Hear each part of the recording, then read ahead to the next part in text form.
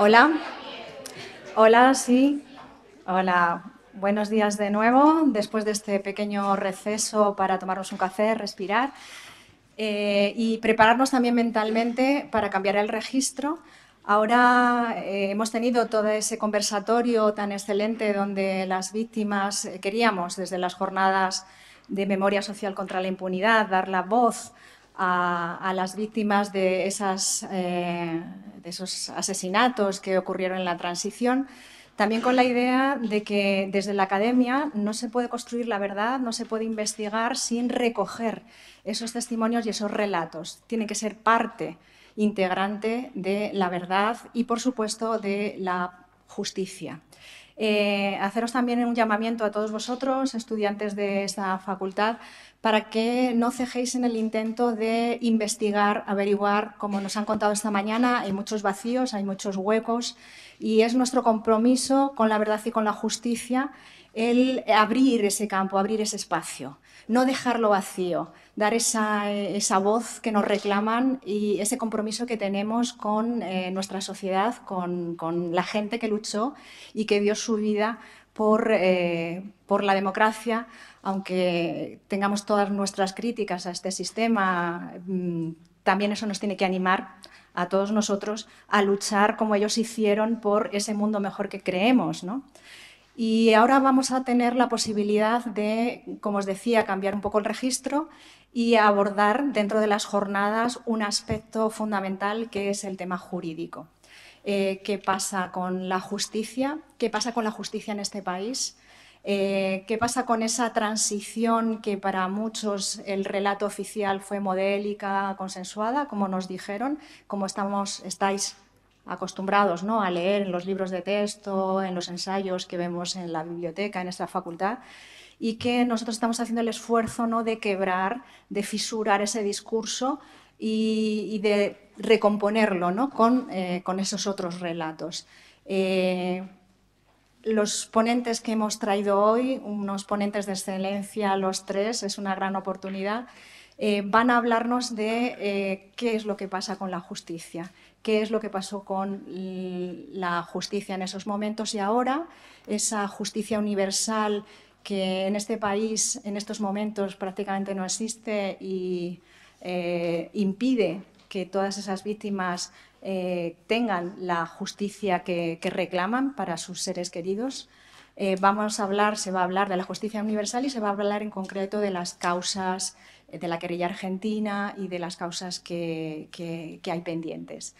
Y sin más, voy a dar la palabra a otra compañera del grupo de investigación Memoria Social contra la Impunidad, Carmen Peces, que va a hacer la presentación de los ponentes que tenemos hoy aquí.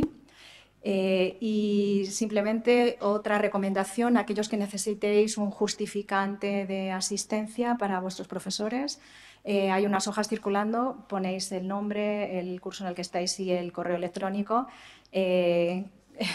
No es pasar lista, como me decían algunos alumnos, es simplemente si necesitáis un justificante de asistencia o un certificado como que habéis participado, ¿de acuerdo? Sin más, Carmen. Pues muchas gracias. Gracias a todos por venir y a los ponentes por venir hoy a hablarnos de todo esto que es súper importante. Y bueno, primeramente voy a presentar en orden de intervención Joan Garcés, doctor en Ciencias Políticas, licenciado en Derecho en esta misma universidad. Bueno, recibió el Premio Nobel Alternativo por sus trabajos en defensa de los derechos humanos. Ha dirigido la causa judicial contra el general Pinochet por los crímenes de lesa humanidad. Luego, bueno, también ha escrito varios libros, entre ellos Soberanos e Intervenidos. Luego, la siguiente ponente es Begoña Lalana, abogada, pertenece a ALA, que es la Asociación Libre de Abogados. Está llevando la causa del asesinado Arturo Ruiz y bueno, ha realizado también diversos homenajes y charlas informativas. Y bueno, también forma parte del grupo de abogados y abogadas que han llevado querellas por torturas perpetradas por la Brigada Político-Social. Y bueno, por último tenemos a Silvia Iris Najul, bueno, abogada argentina, integrante junto con el doctor Alejandro Nató del equipo jurídico de la causa de Gustavo Muñoz en la querella argentina y bueno, en el documental que se vaya a proyectar esta tarde, que bueno, os podéis pasar, que es a las 4:30, también sale ella, que estuvo colaborando en este.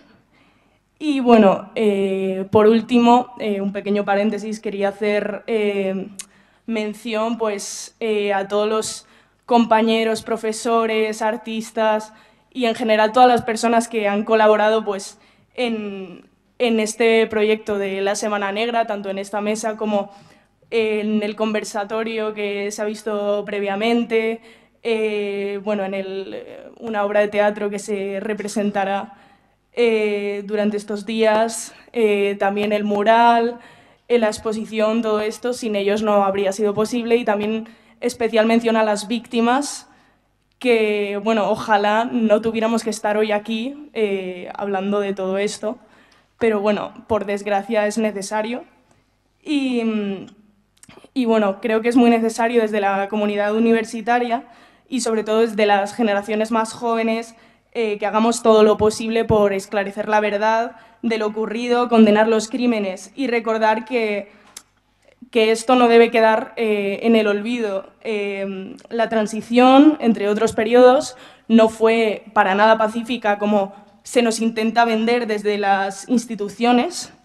Y bueno, fueron estas mismas instituciones quienes causaron todo este dolor y aún no lo han reparado. Y bueno, si las instituciones no hacen nada, pues nosotros haremos todo lo posible o intentaremos hacer todo lo posible para reparar, si podemos, de alguna manera, y recordar, y no olvidamos.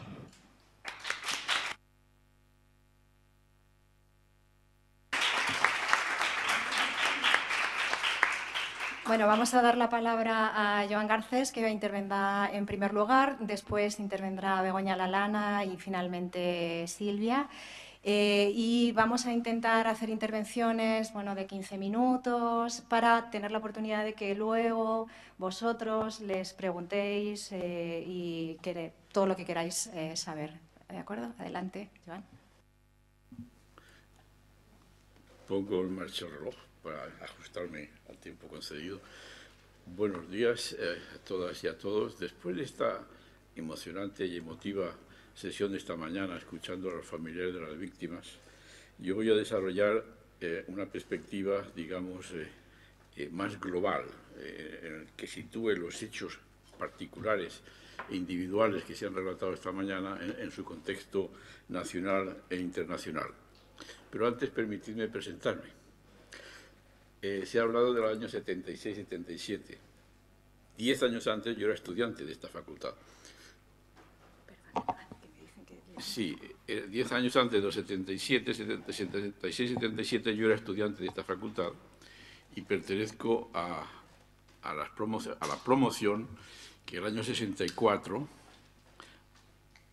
mediante movilizaciones en todas las universidades españolas, acabó con el sindicato fascista de estudiantes, el sindicato único que se llamaba Sindicato Español Universitario, cuyo jefe máximo era un nombre que se mencionó esta mañana, Rodolfo Martín Villa.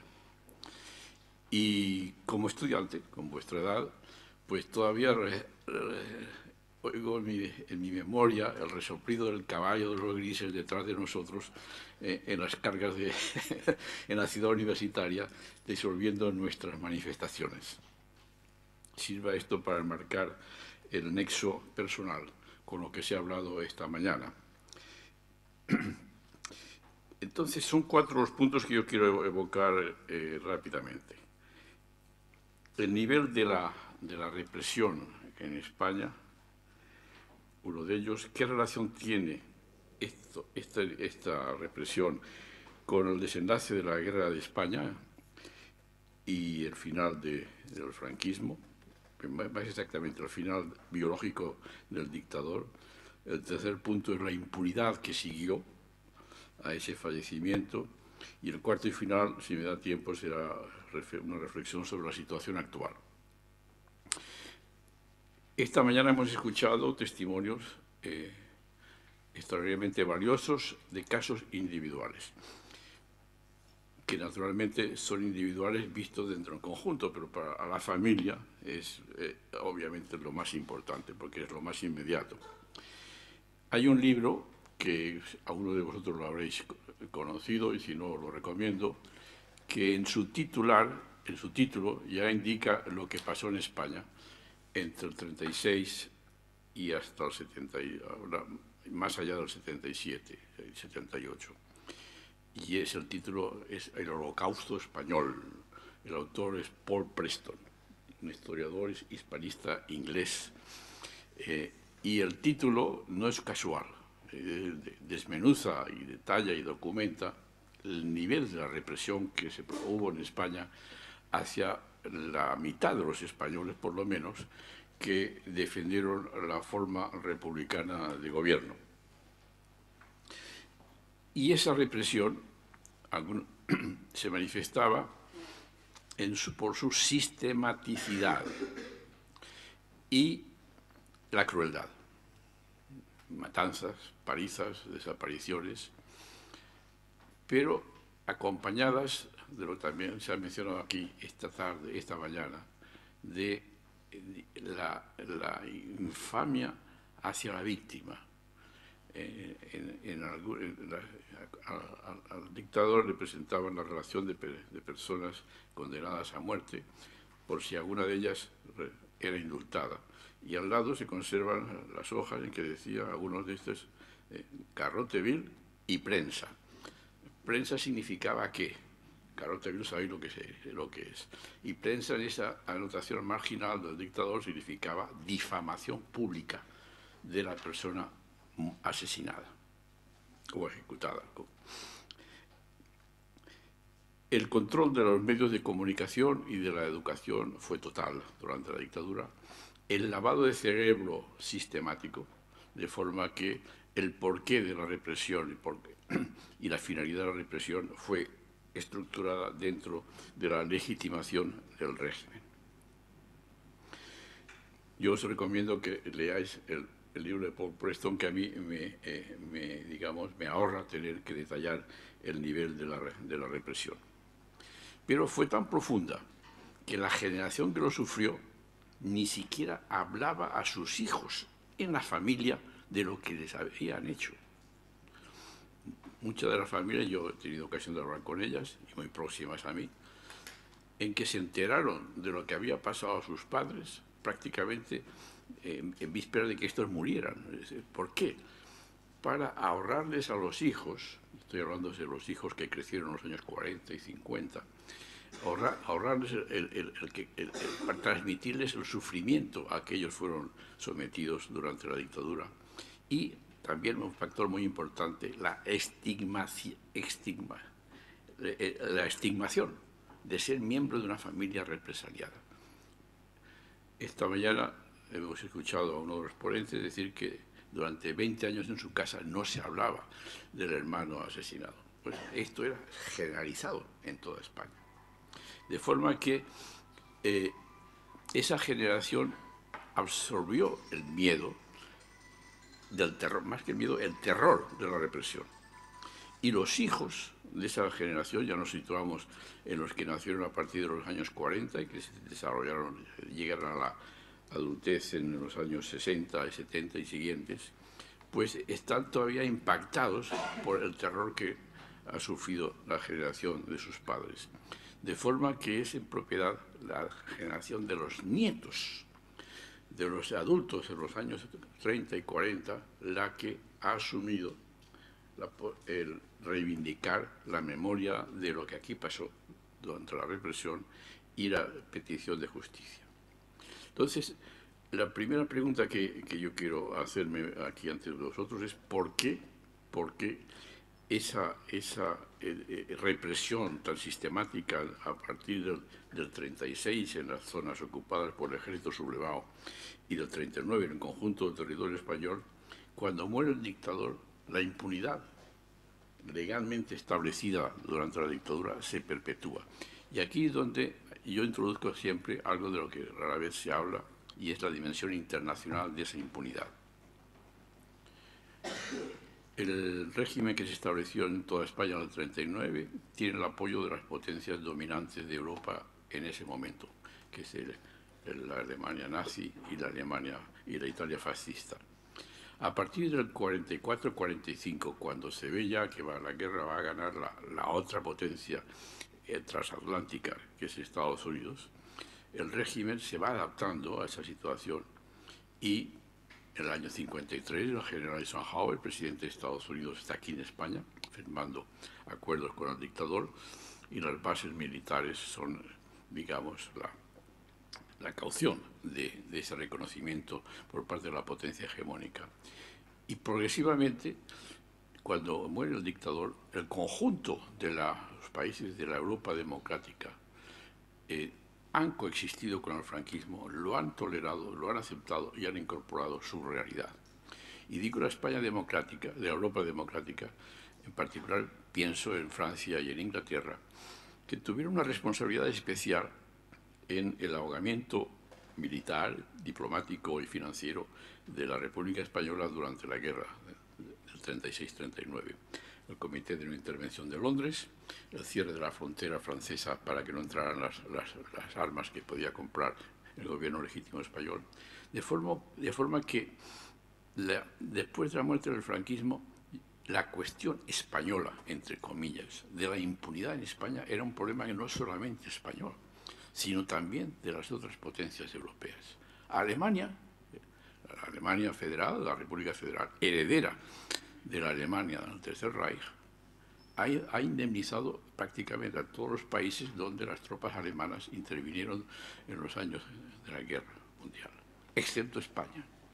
Por consiguiente, la República Federal Alemana tenía interés en que no se despertara el caso español por si había exigencias de responsabilidades por lo que las tropas regulares alemanas hicieron en España entre el 36 y el 39.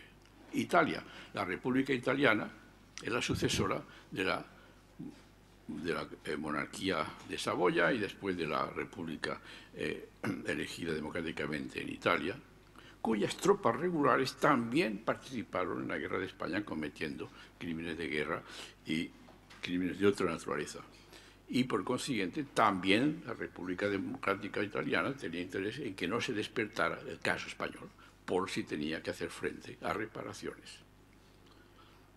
Y en consecuencia lo que se produce es una concentración de factores a partir del 75, que muere Franco, y los años inmediatos, para que el cambio de régimen de partido único fascista, que es el que hubo en España, llamado Partido Falange Española Tradicionalista de Arjona, por un sistema de pluripartidismo, ese cambio de un sistema a otro se hiciera en términos tales que la cuestión de las matanzas en España y de la represión no fuera tocado. Esta es la dimensión internacional y la interior, ya lo he comentado antes, el miedo, el terror transmitido de generación a generación. El resultado ha sido la continuidad de los sistemas de represión del franquismo que están operando en los meses en que se producen los asesinatos de los que se ha hablado esta mañana, la continuidad del sistema legislativo. Las leyes de impunidad siguen vigentes, no son derogadas. En cuanto a los crímenes de lesa humanidad, que son los que a mí me interesa, nos interesa a todos aquí comentar, y digamos, el liderazgo político que se establece en el país a partir del 75 es un liderazgo que yo en mis trabajos publicados llamo cooptado precisamente para administrar esa transición en la forma que tuvo lugar. Y así llegamos, me quedan apenas 3 minutos, como veis, la temática nos daría para varias sesiones intensivas. Llegamos a la situación actual. La situación actual en que se confirma lo que estoy diciendo. Yo he tenido ocasión de llevar el caso de doña Carmen Negrín en apoyo a las causas abiertas en España para acabar con la impunidad. Lo he defendido, lo he dirigido en Audiencia Nacional, en el Tribunal Supremo Español y el Tribunal Europeo de Derechos Humanos, que se cerró a abrir la posibilidad de que digamos, condenar a España por precisamente la impunidad en que está el problema. Y el argumento que dieron en el Tribunal de Estrasburgo, a mí me lo respondieron en mis demandas, era que, miren ustedes, el Convenio Europeo de Derechos Humanos entró en vigor en España cuando el año 79, perdón, el año 79. ¿Por qué las primeras demandas a Estrasburgo llegan el 79? No, el 89 tampoco, el 99 tampoco. El 2000, más de 30 años después, la puerta de un tribunal no puede estar abierta 30 años para que alguien venga a pedir justicia. Y en base a que no llegaron las demandas de España durante esos 30 años, es que no han admitido ninguna de las que ha llegado finalmente cuando la generación de los nietos planteó por primera vez que en España se investigaran esos crímenes. Por eso digo que hay una articulación entre los factores internos y los internacionales para mantener la impunidad. La ruptura de esa impunidad, pues el esfuerzo interno de la sociedad civil, y aquí hablará de esto sin duda mi compañera Begoña, y la solidaridad internacional de la cual hablará también Argentina, la abogada argentina, en donde me cabe la satisfacción de haber contribuido. La decisión de presentar en Argentina una querella por la impunidad, por los crímenes impunes en España, os puedo contar como anécdota que se decidió en una reunión que yo sostuve aquí en Madrid, en la cafetería que está al lado del Teatro Real, en la Plaza de Oriente, con el magistrado de la Corte Suprema entonces del Tribunal Supremo del Tribunal Federal argentino, Raúl Zaffaroni, y Matías Bailone, dos juristas argentinos, y yo, en torno a la necesidad de ayudar aplicando los principios de la jurisdicción universal vigentes en Argentina contra la imposibilidad de investigar los crímenes impunes en España. Y os contaré también que en esa reunión Zaffaroni dijo, bueno, esa querella en cuya primera redacción yo participé y queremos presentarla el 14 de abril de ese año. Y dije, bueno, el 14 de abril es una fecha que en España tiene un significado. Y el magistrado argentino dijo, precisamente por eso que creo que hay que presentarla el 14 de abril en Buenos Aires como homenaje a los republicanos españoles que llegaron a Argentina y que fueron nuestros maestros en las universidades argentinas. Y de esa forma, digamos, está en desarrollo el intento de apoyar desde Argentina la investigación de los crímenes, como aquí se ayudó a Argentina al momento en que los tribunales estaban cerrados a investigar los crímenes cometidos en Argentina y acabar con la impunidad. Y con esto yo cierro mi intervención porque ya he sobrepasado unos segundos el tiempo concedido.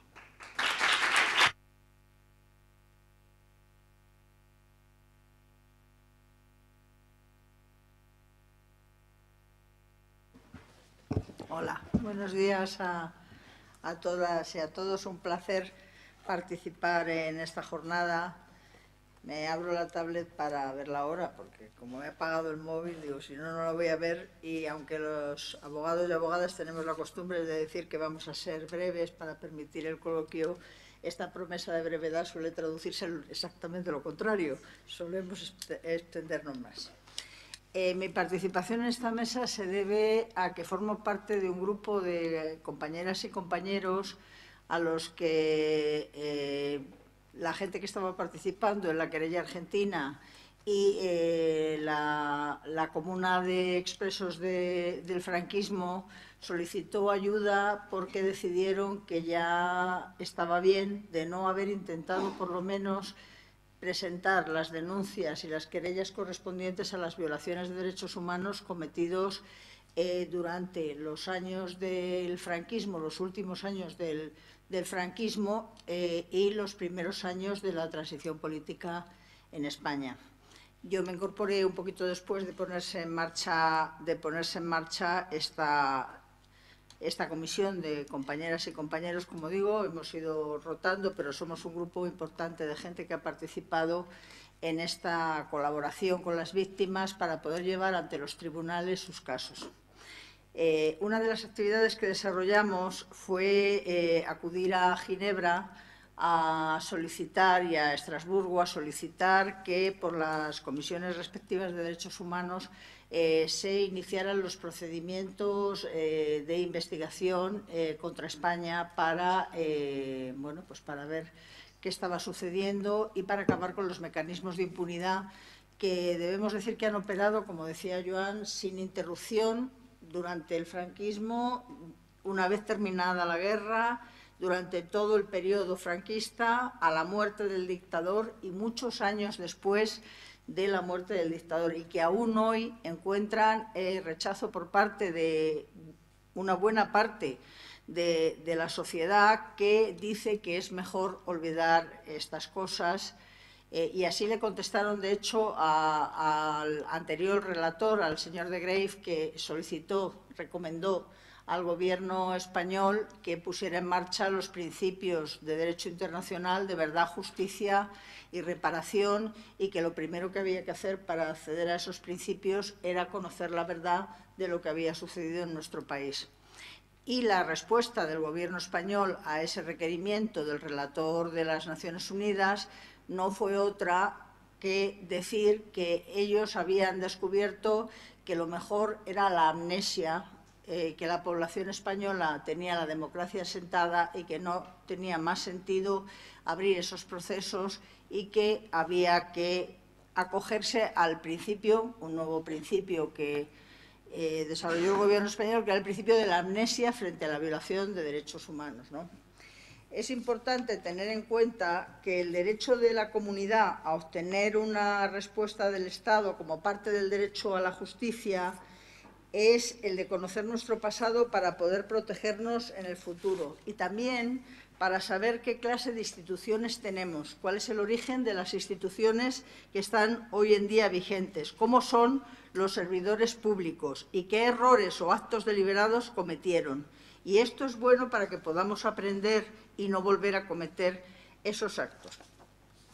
Con esta filosofía de conocer la verdad y también de los principios de verdad, justicia y reparación, son una triple base para que el reconocimiento de los derechos humanos no se quede en papel mojado, ¿no?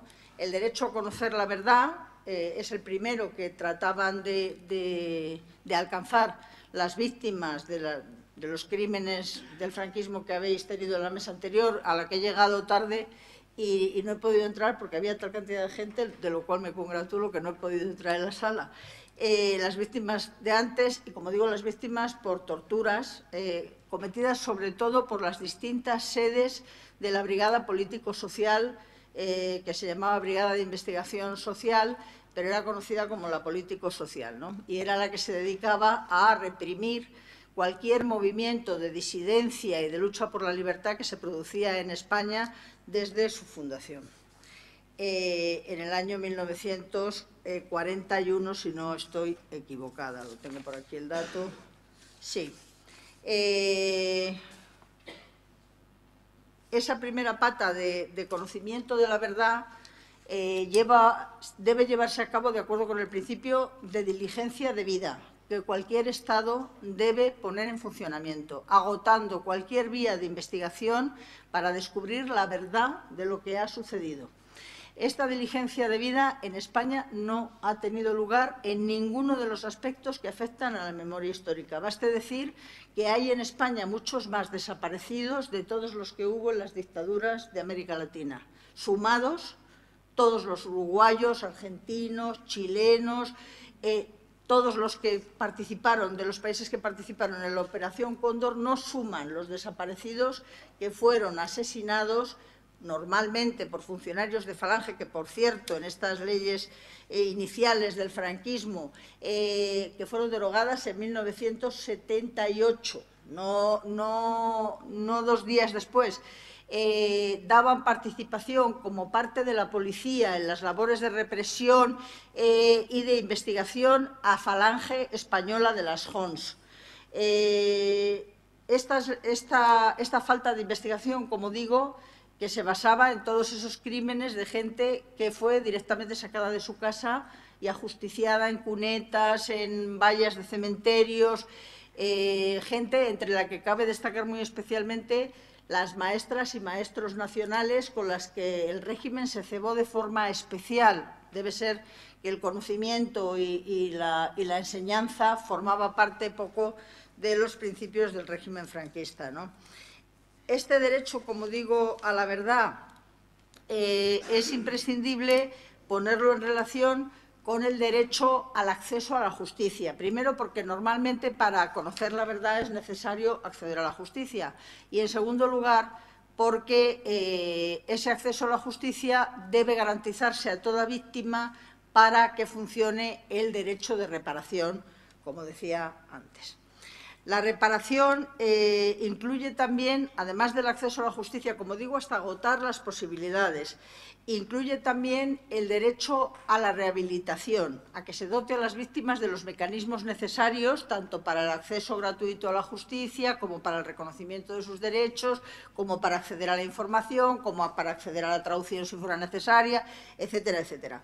Y también el derecho a la rehabilitación psicológica cuando se necesite.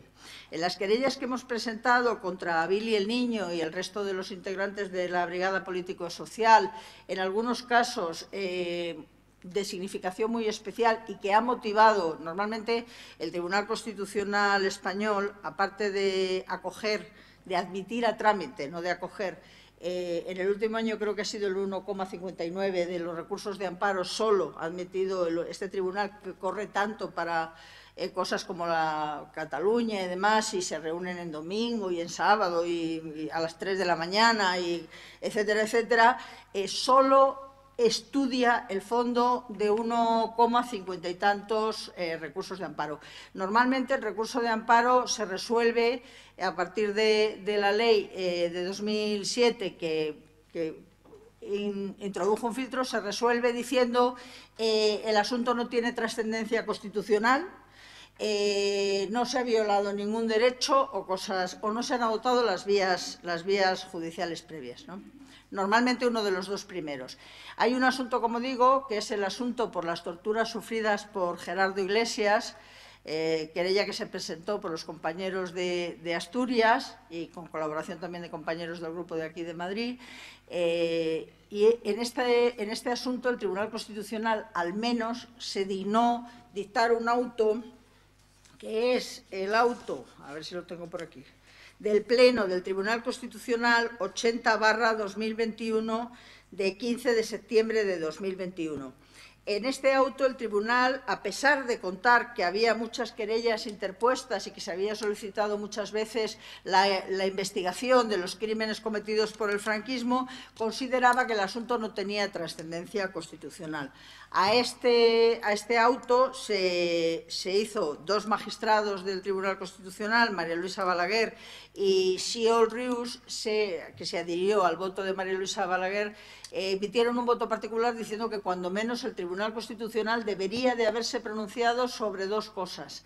Primero, sobre la vigencia y aplicación en España de las normas de derecho internacional que son diferentes a las normas internas. ¿Por qué? Porque cuando es un ciudadano o ciudadana quien comete un crimen, es más fácil la persecución de ese crimen. Cuando es el Estado el que comete un crimen, normalmente, a continuación de la comisión de ese crimen, se dota de los mecanismos necesarios para evitar su persecución. Y por eso el derecho internacional tiene mecanismos específicos como la costumbre internacional, como normas que no están ni siquiera necesariamente escritas, ¿no? A veces también están escritas, contrariamente a lo que dicen los tribunales españoles, por ejemplo, las convenciones de Ginebra, que ratificó España muy pronto, cuando el franquismo empezó a tratar de abrirse a los órganos internacionales y a pedir que le admitieran en la ONU y tal, pues firmó las convenciones de Ginebra. Y las convenciones de Ginebra, por lo tanto, han estado en vigor durante toda la dictadura franquista, continúan en vigor a día de hoy, y en ellas se prohíbe expresamente la práctica de la tortura. Sin embargo, cuando se habla de los delitos de lesa humanidad por los tribunales españoles que inadmiten las querellas que se han presentado, se nos dice es que hay un principio de legalidad, y es que solo se pueden investigar los hechos que estaban considerados y tipificados en los códigos como delito antes de cometido el hecho. Eso, el principio de legalidad penal, que es un principio básico del derecho penal, vale para todo, pero no para los crímenes de lesa humanidad, para los crímenes internacionales. Y aquí, sin embargo, pues no se ha aplicado. Y también el voto particular al que me refería de estos dos magistrados, magistrada y magistrado del Tribunal Constitucional, básicamente magistrada porque Siool se adhiere al voto de Balaguer, lo que dicen es que en todo caso tiene interés público el que se revisen estas cosas, tiene interés que el Tribunal Constitucional admita el recurso y se pronuncie sobre el fondo. Pero desgraciadamente no fue así. También el derecho de reparación a veces se encuentra, o el derecho de acceso a la justicia, otros obstáculos. Y yo me voy a referir, aparte de lo que decía de la respuesta a Pablo de Greiff por parte del Gobierno español, me voy a referir a una sentencia que tiene gran importancia, que es la sentencia en el juicio que se hizo contra el magistrado Baltasar Garzón, que no es santo de mi devoción por otra parte, pero que debo reconocer que, bueno, pues que ha hecho cosas en su vida también que son reconocibles, ¿no? En este juicio que se hizo contra Garzón por abrir una causa para investigar los crímenes del franquismo, se dictó una sentencia, la sentencia 101 de 2012, de 27 de febrero, en el que se lanzaba un aviso a navegantes. Y se decía que, bueno, que en este caso no hay motivos para fundamentar una sentencia condenatoria contra Garzón, que era juzgado por el propio Tribunal Supremo en su calidad de magistrado, pero sí para decir que si con posterioridad se intentan investigar los crímenes del franquismo, considerados como tales crímenes, considerados en su contexto, considerados en su conjunto, los magistrados y magistradas que los investiguen podrían incurrir en el delito de prevaricación.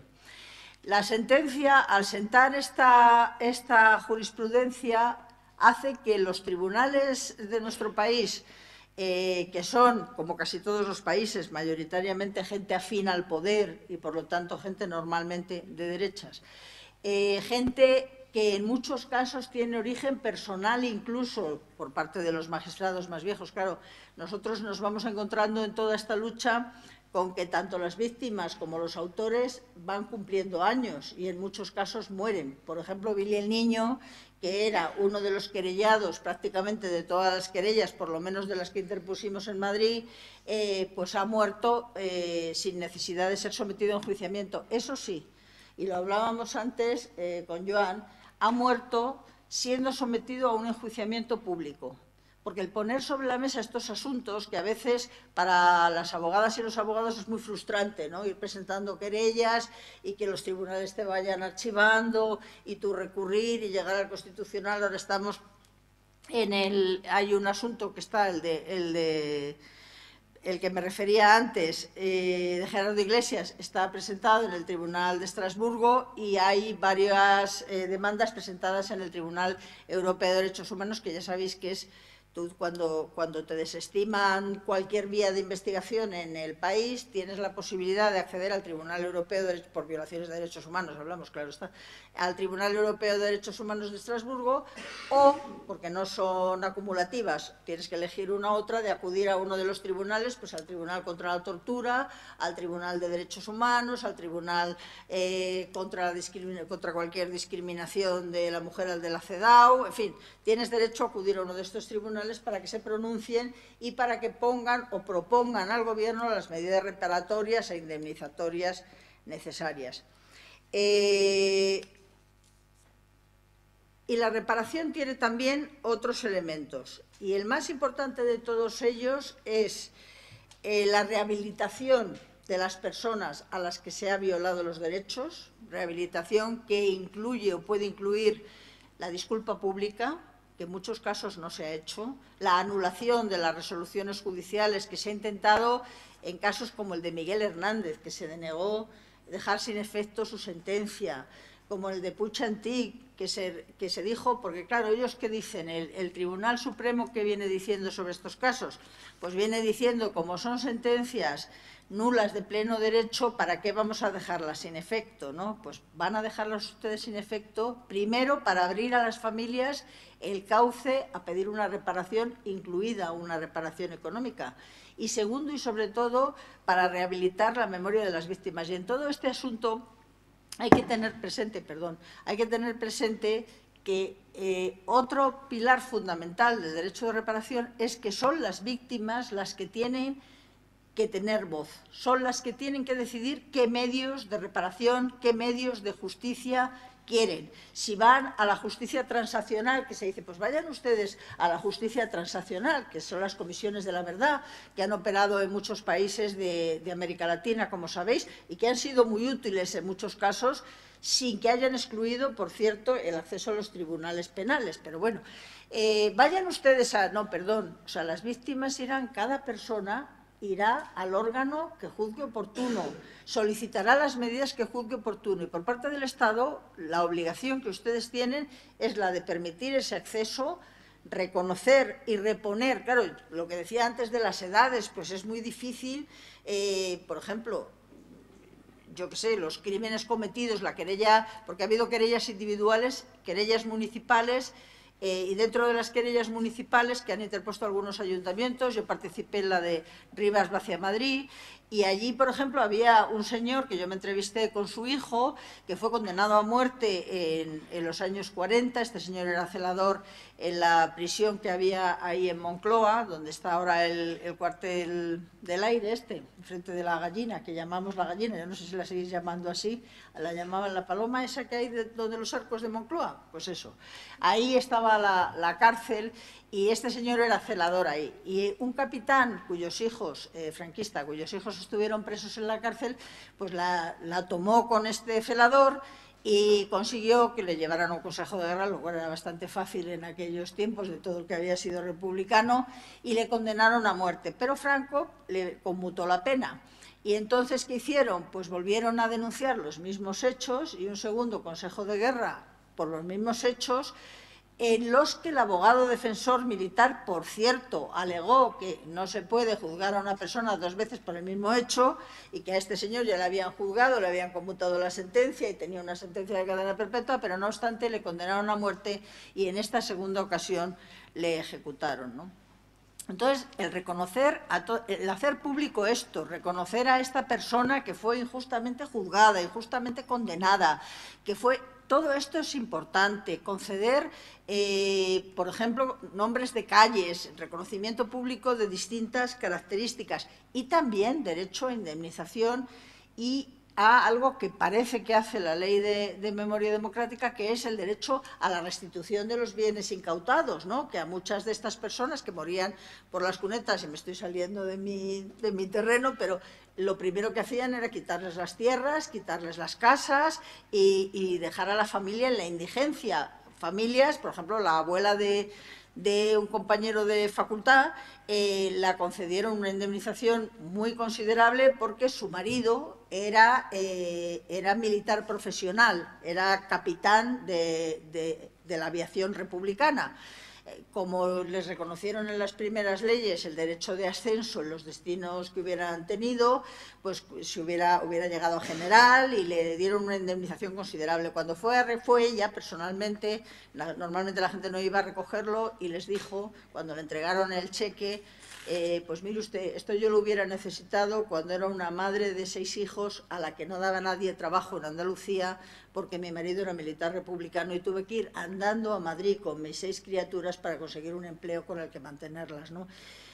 También para eso ha operado el transcurso del tiempo, ¿no? También en esa medida, a pesar de que es a nosotros, como decía Joan Garcés, a quien nos lo reprochan, ¿no?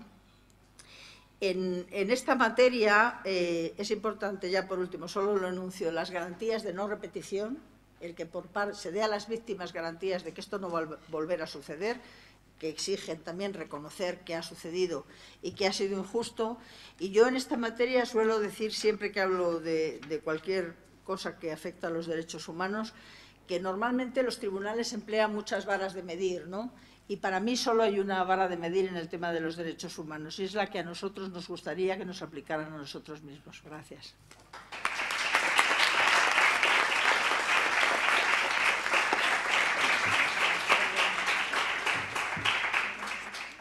Hola a todos y todas. Bueno, yo soy Silvia Najul, soy argentina, soy abogada y me llena de entusiasmo este espacio pedagógico y académico para tratar este tema tan trascendente como es el tema de la transición.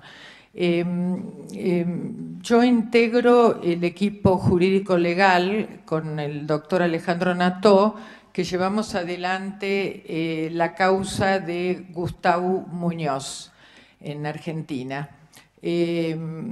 Acá, como se refirieron con anterioridad, para darles una idea de qué se trata esto, la querella argentina, que como dijo Joan, se inició en el año 2010, en aquel momento la querella argentina involucraba a todos los crímenes, la diversidad de crímenes durante el régimen franquista, entendiéndose por tal la duración o la extensión desde el 17 de julio de 1936 hasta el 15 de junio de 1977, que era la fecha de las primeras elecciones democráticas. Ese era el periodo que, mediante resolución judicial de apertura de la jurisdicción universal, como para ilustrar, la jurisdicción universal es un principio en virtud del cual un Estado puede investigar los crímenes cometidos por otro Estado cuando ese Estado no los investiga, que es el caso que estamos viendo acá. El Estado español no lo hace, entonces la República Argentina, en virtud del principio de la jurisdicción universal, procedió a la apertura para investigar estos crímenes. Ahora, ¿por qué cuento todo esto? Porque todo el tema me sorprendió cuando vi acá un papelito que decía tiempo. Tiempo. Porque todo este tema que yo voy a tratar tiene mucho que ver con el tiempo, que es el siguiente. Cuando Marc y su madre, que es a quienes nosotros representamos en la causa que se inició en el marco de la querella, el crimen de Gustau Muñoz tuvo lugar en la diada del 11 de septiembre de 1978. De modo tal que, aparte del periplo que vivió toda la familia, infructuoso para intentar esclarecer el hecho, a pesar de todo eso, tuvo la intención, justamente, enterados de la querella argentina, de incorporarse a la misma para poder investigar el crimen de Gustau. Esto, digamos, podía ser pensado, hoy puede ser pensado como que la introducción en la querella argentina es casi de una admisibilidad automática. Lo es con relación, y lo era, y lo es con relación a los crímenes cometidos durante el periodo que antes referí. Pero en aquel momento, cuando lo intentamos en Argentina y nos llegó este caso, era prácticamente imposible porque la fecha, como vuelvo a repetir, del crimen de Gustau había sido el 11 de septiembre del 78. O sea, una cuestión de tiempo. Es decir, habían pasado aproximadamente 14 meses, pero por esta cuestión no se podía incorporar la causa de Gustau, que era en la etapa justamente de la transición, yo creo que me llenó de entusiasmo participar en esta mesa porque es justamente el tema de la transición, y el caso de Gustau fue el primer caso que fue admitido en la querella argentina, y eso permitió un reconocimiento de la impunidad en esa etapa y permitió al mismo tiempo también que otros casos posteriores puedan ser incorporados. Ahora bien, el tema en aquel momento era difícil porque tanto en la primera o segunda instancia en que se intentó incorporar la causa de Gustau, fue rechazada de plano porque justamente estaba como fuera de término, o lo que nos invocaban era que estaba fuera del objeto del proceso, tal cual eran las palabras, no había fundamentos demasiado extensos. Bueno, ¿qué pensamos en aquel momento? Por supuesto que nos conmovió mucho el caso, el tema, que hace tanto al tema de la posibilidad de tener acceso a la justicia, de ser escuchado, como refirió acá bien Begoña, de ser asistido, etcétera, etcétera. Finalmente, los interrogantes nuestros eran, ante tan tajante respuesta, cómo introducir el tema, porque acá nos encontrábamos con una barrera temporal que era infranqueable, y la verdad que estuvimos pensando que este requisito, que era una cuestión de procedimiento, de cuestión formal, de política judicial, en la cual se había establecido este periodo de tiempo en el cual se entendió que era el tiempo de duración, digamos, del régimen franquista y todo lo que ello implicaba. Fue difícil, pero pensamos que era, bueno, sumamente injusto, porque si bien la justicia, la judicatura tiene facultades discrecionales, esta imposición de un límite temporal nos parecía hasta casi arbitrario e injusto, porque quedaba fuera el caso de Gustau. ¿Qué nos preguntamos en esto? Bueno, nos preguntamos si un hito electoral, como fue las elecciones de las primeras elecciones del 77, podía constituir por sí tajantemente una expresión democrática. Todos sabemos que a veces estamos en un régimen democrático y igual a veces dudamos de la plena vigencia de las garantías. Así que hablando de un régimen, digamos, tan extenso en el tiempo como fue el régimen franquista, bueno, nos parecía que realmente el interrogante era, ¿pueden cambiar tanto las cosas de la noche a la mañana? Es decir, a partir de un hecho que podía ser simplemente el acto electoral. Otro aspecto que tuvimos en cuenta era que todavía no se había sancionado la Constitución del 78. Entonces, desde un lugar de fundamento jurídico, más que nada, era de que si no tenemos una Constitución no pueden estar garantizados los derechos humanos fundamentales. Fundamentos, argumentaciones jurídicas, si se quiere, pero yo creo que lo más contundente era respaldar la presentación y tímidamente, si se quiere, porque desde Argentina introducirnos con toda la cautela posible en una historia que no nos pertenece. Pero más que nada el argumento fue que no se había, en toda esa etapa, que era la etapa de la transición, que justamente comenzamos a explorar, era de que, justamente digo, las cosas no cambian de la noche a la mañana, las instituciones cambian muy lentamente y sobre todas las cosas, digo, podían haber en 14 meses tantos cambios políticos, institucionales, sabemos que eso no sucede. Y sobre todo se respaldó en algo que se ha venido hablando durante la mañana y ahora nuevamente lo escuché, es que permanecía todo el aparato represivo del franquismo, que estuvo muy activo siempre, permaneció activo, persistía y existía, digamos, ese mecanismo de identificación, demarcación del oponente político y de su eliminación al opositor político. Entonces, ese fue uno de los argumentos que reunimos como para fundamentar esta presentación, en la cual teníamos toda la de perder.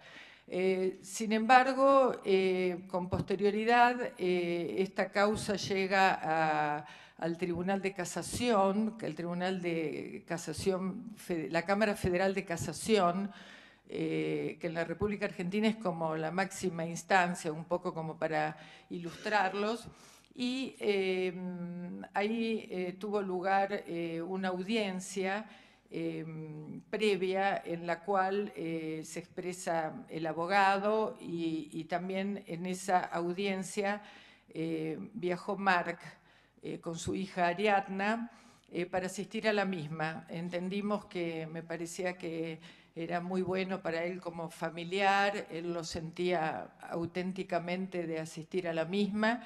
Y también teníamos un poco la intención, si se puede, de conmover al tribunal desde algún lugar. Así que, bueno, Marc expresó muy escuetamente su pedido de justicia, que es lo que, el pedido de acceso a la justicia, que es lo que básicamente se reclama, ¿no? Como primera entrada, primera medida. Y bueno, fue toda una situación como muy fuerte, muy conmovedora para nosotros también como profesionales, como abogados, por todo lo que implica, lo que sentimos como una especie como también de carga por el dolor de la familia de tantos años. Se siente una enorme también responsabilidad de que las cosas salgan bien, aunque la justicia es impredecible, ¿no? Nunca se sabe cómo va a ser el pronunciamiento. Finalmente, el 11 de junio del 2018, falló la Cámara de Casación Penal positivamente, en el sentido que dio lugar a la investigación del crimen de Gustau, fundamentándose sobre todo con esta cuestión de preservar el derecho de acceso a la justicia, y también fundamentalmente es el principio de la jurisdicción universal también, ¿no? Es decir, que dada la particular gravedad que tiene el crimen, como son los crímenes de lesa humanidad, no importa el tiempo ni el lugar de comisión. Entonces vuelvo a lo del tiempo. Porque era como una trampa, esto de que uno estaba entrampado, que digamos no podía entrarse en la causa esta de la querella argentina. Así que se le dio lugar, y fue el primer caso en el cual se incorporó el caso de Gustau para que el mismo sea investigado. Este fallo tuvo una repercusión, fue publicado en algunos medios en Buenos Aires como un fallo inédito. Acá hubo alguna cierta repercusión también a través de algunos canales, también el Casal argentino, etcétera, etcétera. Esto fue como muy trascendente, y por eso también pensamos en ese momento, que era también importante complementarlo con un registro fílmico, como una herramienta, como un instrumento de la memoria, que es lo que estamos tratando acá de crear conciencia, en definitiva, de todos estos temas. Por lo menos como punto de partida eso, verdad. Y como también dijo el homenaje el otro día, escuché que un señor, uno de los, decía que no hay democracia si no hay memoria, ¿no? Y no hay verdad, y no hay justicia, etc. Así que bueno, por eso fue el porqué del documental, que se hizo la mayor parte, ya lo van a ver hoy a la tarde. Gran parte fue como una primera idea inicial también de hacerlo en Argentina. Era muy complicado el financiamiento de una película que tenía que desarrollarse acá, porque el crimen había tenido lugar acá. Y bueno, finalmente viajamos acá, estuvimos con la familia tuvimos un acercamiento con la familia de Marc, más próximo, y ahí acordamos de hacer esta película, que bueno, después no fue tan fácil realizarla, pero bueno, todo tuvo digamos, un buen resultado, porque en esta etapa de la prepandemia, cuando volví a la Argentina, a Buenos Aires, surgió alguien interesado, conmovido también con el tema, que fue el director Jaume, que es el que se cargó la realización del film, con todo lo que eso implica, con todas las personas que quedan involucradas en una producción audiovisual. Y creo que fue algo fantástico, porque eso permitió también la reconstrucción de este hecho, al tener que realizar toda la, ya lo van a ver, y yo creo que eso ha sido de mucho aporte y de mucha ligazón para todos aquellos que fueron parte en ese momento, en ese hecho, en esa trágica jornada, ¿no? Así que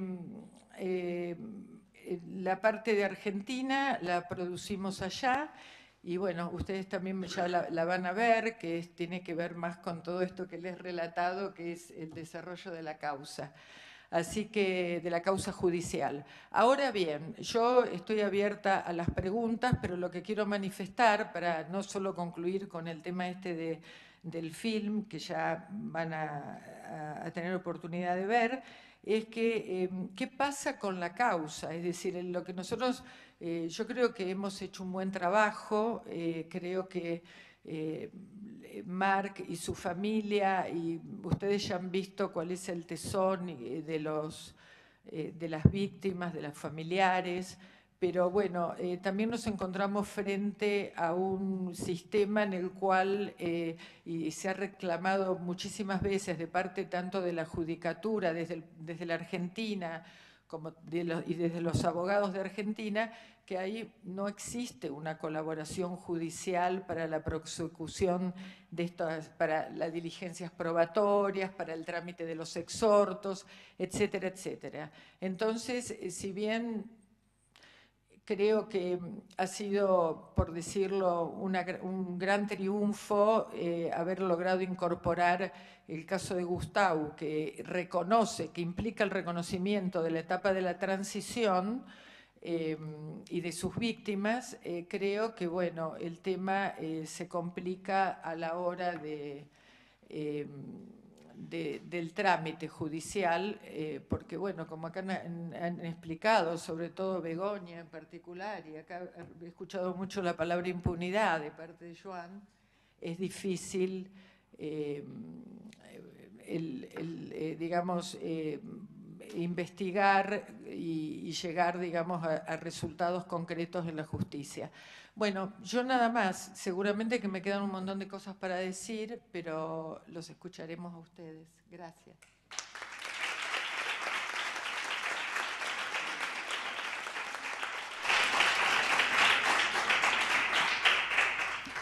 Bueno, muchísimas gracias, Joan, Begoña y Silvia.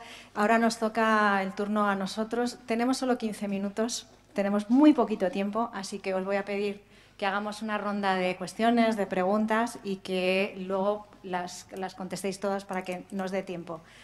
Si hay alguna pregunta que se os queda en el tintero, yo os pediría también a los que sois estudiantes de aquí que nos las hagáis llegar al grupo de investigación, porque a su vez se las haremos llegar a ellos, para que esto no se quede aquí y nos quedemos con las ganas de saber más. A ver, ¿quién rompe el hielo? Bueno, mientras lo vais pensando, yo ya les tengo preparadas alguna, pero hacer funcionar el cerebro. A mí me gustaría saber, dado que nos habéis hablado del tiempo, de los obstáculos de la judicatura, pero al mismo tiempo nos habéis dado un poco la idea de que existen instrumentos a nivel internacional, como nos contaba Begoña, hay que seguir luchando por ellos.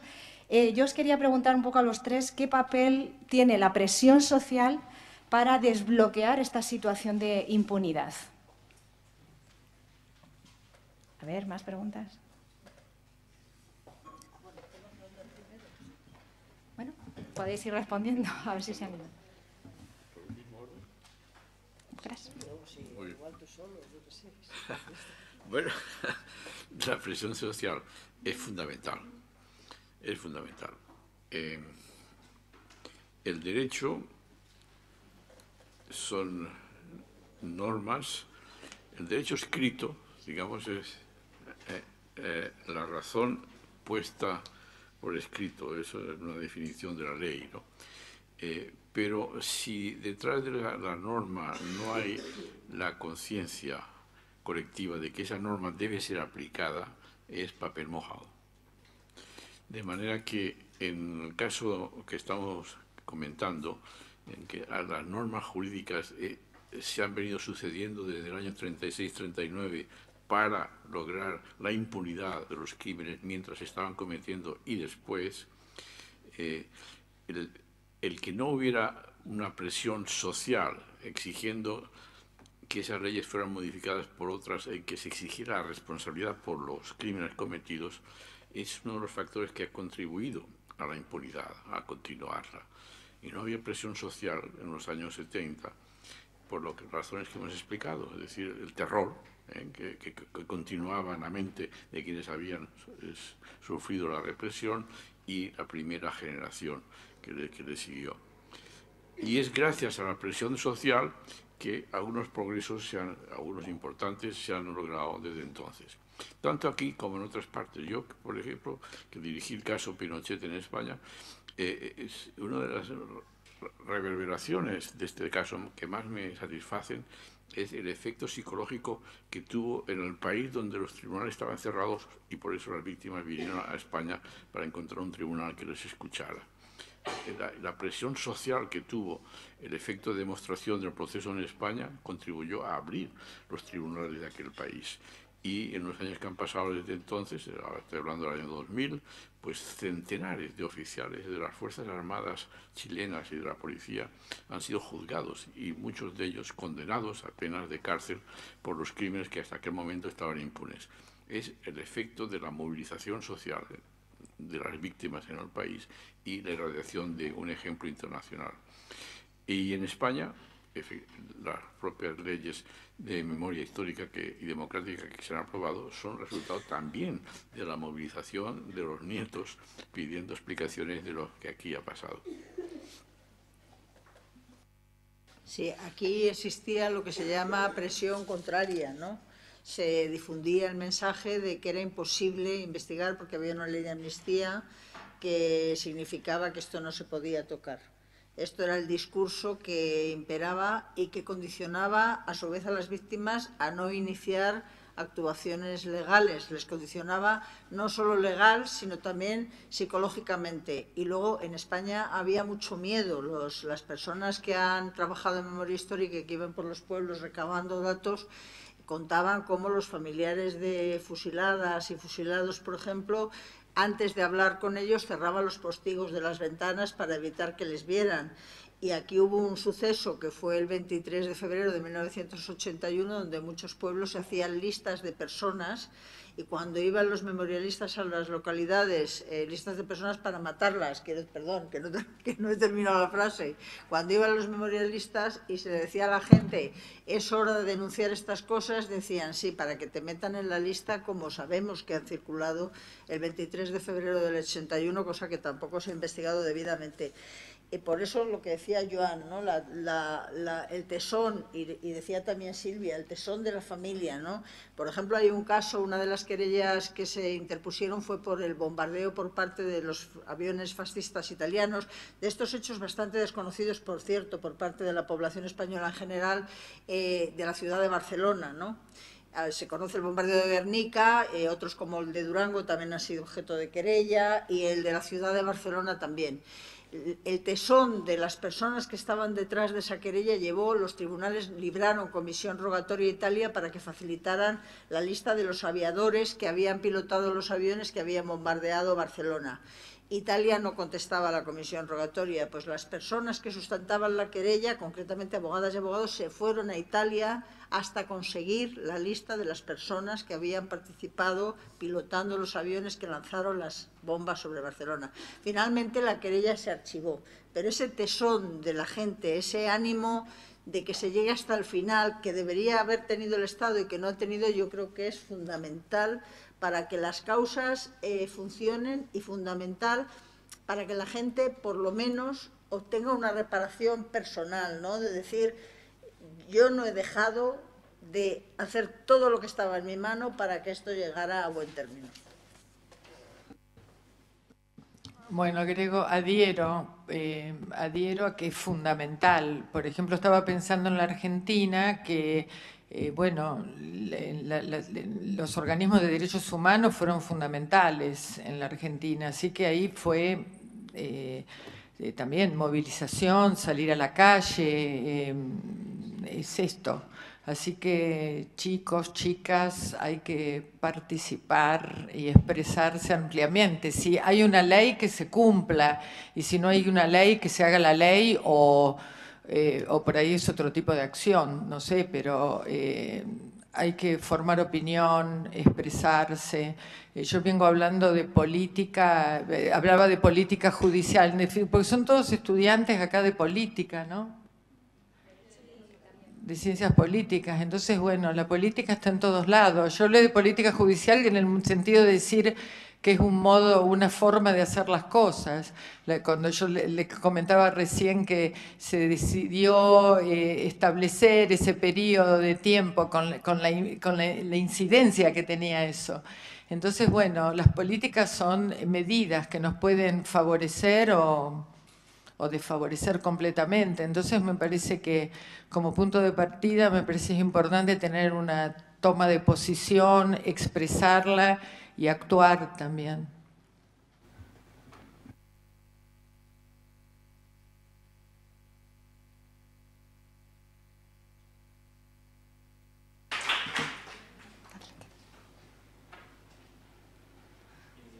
Bueno, para empezar, o sea, ayer muchos estudiantes tuvimos que sufrir en la Facultad de Ciencias de la Información como grupos fascistas venían a la universidad a atacar al estudiantado y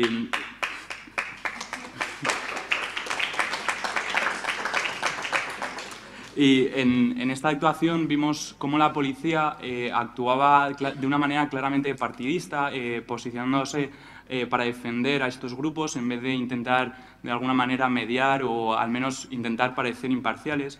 Entonces, el resquemor o el sentimiento que salió de lo que vivimos ayer para muchos estudiantes es que ya no pueden confiar en la institución universitaria, ni tampoco en la policial, por supuesto. Entonces, mi pregunta era cómo ante estas trabas que les han puesto a ustedes, las trabas judiciales que les han intentado poner, todas las trabas políticas, de investigación, etcétera, etcétera, ¿cómo creen ustedes que conseguir esa reparación, conseguir al menos, pues sí, esa reparación realmente puede generar una recuperación de la confianza en las instituciones por parte de la ciudadanía?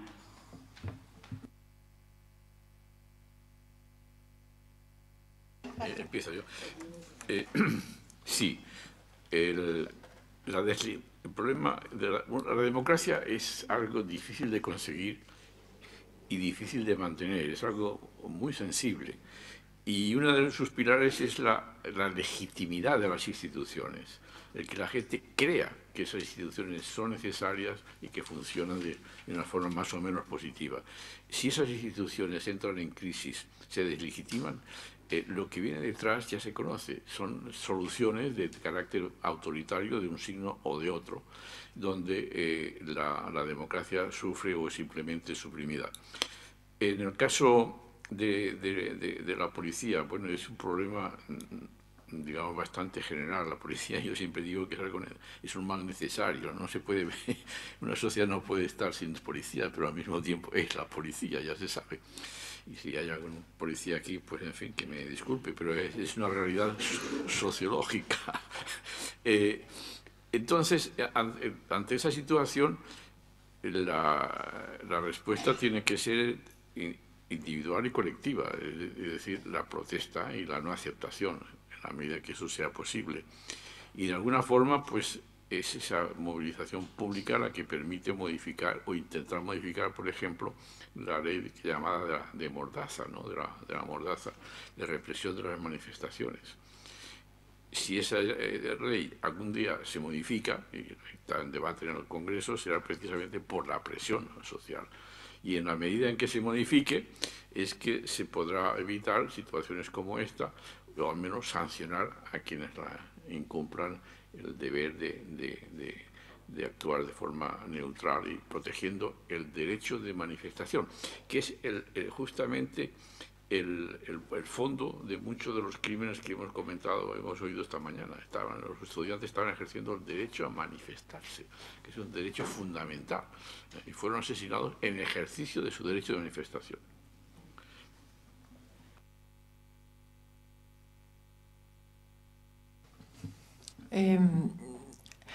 Yo creo que las instituciones en general, creo no, lo experimento, y las instituciones son muy lentas para modificar sus pautas. Ahí Begoña comentaba que ¿no? Veo que jugás en distintos ámbitos internacionales y hay etapas, hay temperamentos, hay criterios, hay momentos en que las cosas resultan y otras cosas en que no resultan, que impera un criterio o que no hay ningún criterio. Lo que quiero decir con esto es que, por ejemplo, lo voy a llevar al caso concreto nuevamente del caso de Gustau. Creo que, bueno, nosotros teníamos buenos fundamentos, nosotros creíamos que teníamos que estábamos en una causa justa y estábamos en lo cierto y era legítimo y demás. Nos salió bien, tal vez que no nos salía bien el resultado, ¿no? A lo mejor no salía, porque esto lo digo con relación que nosotros estamos frente a una institución, por ejemplo, pues ya que somos abogados, ¿no? Una institución judicial, tomo la institución judicial, y acá estamos en un ámbito de política, de ciencias, de sociales. Entonces, bueno, son organizaciones, y las organizaciones, ¿de qué se caracterizan? Cualquier organización. Hay relaciones, hay amiguismos, hay empatías, están politizadas, hay ideologías, hay amiguismos, hay empatías, ¿no? Que juegan, hay favores, etcétera. Porque nosotros, de la misma manera que a nosotros nos fue favorable ese fallo judicial, quizás con una variación o modificación de la composición, no recuerdo muy bien, de la Cámara, es la misma que desprocesó después a Villa. Entonces, quiero decir con esto, que no sé si respondo a la pregunta, pero quiero decir con esto de que es un largo camino, en realidad, ¿no? Es un largo camino esto en busca de justicia, de acceso a la justicia, o de mejorar las cosas o mejorar las instituciones en el ámbito en que cada uno se encuentre o en el que estemos. Entonces, bueno, cada uno pone su granito de arena y a veces las cosas salen como queremos o como deseamos y a veces no salen, ¿no? Pero bueno, no sé si algo respondo con eso, por lo menos creo que estamos acá para reflexionar y cuestionarnos, ¿no? No, yo solo añadir, no iba a contestar, pero se me ha ocurrido una cosa a raíz del tema de la ley Mordaza y demás, y es muy importante la formación propia.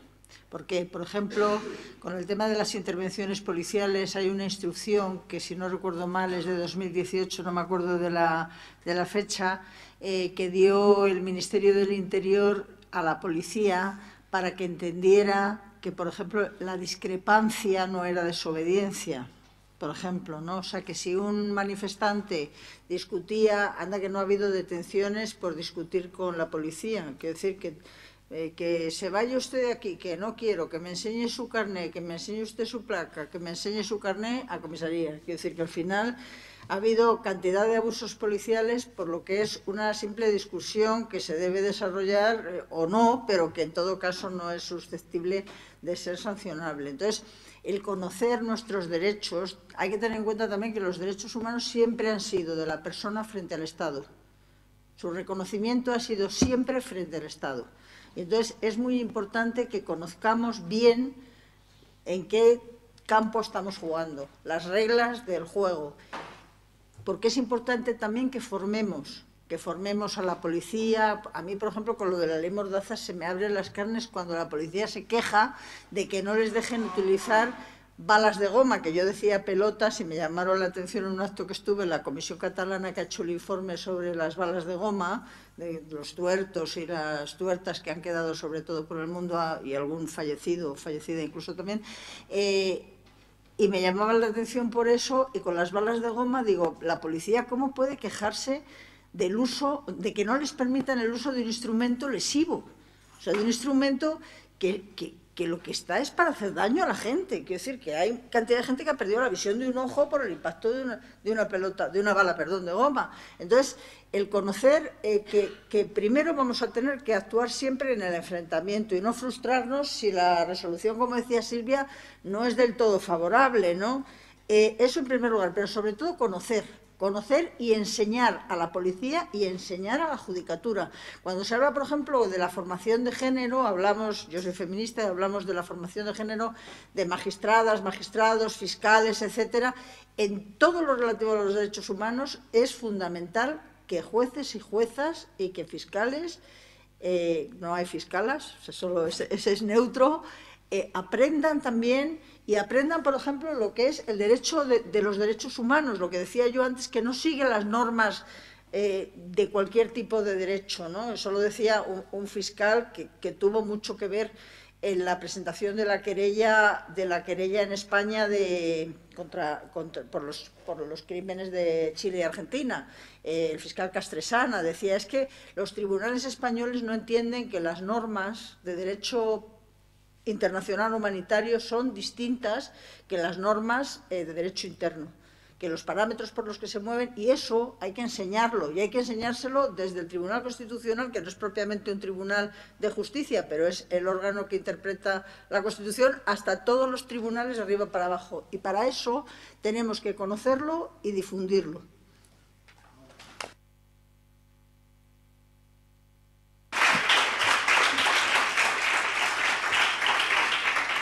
Bueno, pues ya estamos fuera de tiempo. Quería de nuevo insistir y daros las gracias por habernos acompañado en estas jornadas.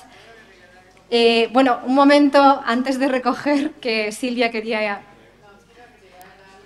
Ahí está. Quiero agregar algo porque parece todo como, viste, como hablaste de la palabra frustración, parece que... ¿no? Y yo creo que por lo menos para mí como experiencia profesional, como de abogada, experiencia humana más que nada, creo que bueno, si bien a veces las cosas salen mal o bien, como podemos decir, me parece que para mí ha sido profesionalmente es una experiencia sumamente enriquecedora humanamente, más allá que a veces los resultados no sean totalmente lo que nosotros queramos. Y es muy importante, me parece, que enrolarse en ese lugar, porque me parece que no ampliamos mucho lo de la jurisdicción universal, pero yo quiero decirle a los estudiantes que cuando yo estudiaba, la jurisdicción universal era como por ahí ambicionábamos, la posibilidad, por ahí es un poco idealista, pero está bueno tener ideales, la justicia universal. Si hay un derecho humano afectado en un lado, ¿por qué no puede ser perseguido y buscarlo en otro lugar? Entonces, eso era fabuloso y parecía una utopía, ¿no, Begoña? Parecía una utopía. Hoy, en cambio, es una cosa que con las críticas que puede merecer la implementación de la jurisdicción universal en el mundo, de todos modos es un avance impresionante, y la evolución tecnológica también nos ayuda muchísimo esto, porque es un instrumento en el cual permite más también investigar, las videoconferencias, todo esto. O sea que los instrumentos materiales los tenemos, hay que tener también los instrumentos morales, las voluntades, porque como yo dije anteriormente, no hay mucha voluntad de cooperar, pero no pasa por ese lado más que nada. ¿No? Pero bueno, nada más, quería dejar como un mensaje, digamos, de que está bueno, ¿no? Bien. Bueno, muchísimas gracias a todos los participantes. Sabéis que no hemos acabado las jornadas. Esta tarde tenemos la proyección del documental de Gustavo y va a estar con nosotros Silvia, va a estar Joan, el director del documental. Pero mañana vamos a tener también un recorrido por la ciudad. Vamos a salir de los muros de esta facultad. Vamos a partir de la Plaza Luna, de la Plaza de Arturo, donde asesinaron a Arturo, a las 10 de la mañana. Esperamos veros y Pablo Mayoral nos va a guiar por ese recorrido, esa cartografía de los crímenes de la transición. Y por la tarde una performance con Carlos Olaya, director de teatro, actor, que van a venir 3 actrices jóvenes que van a hablarnos del papel de la cultura en la memoria. El papel de la cultura en la memoria es fundamental, así que hasta mañana, esperamos veros a todos por aquí. Gracias.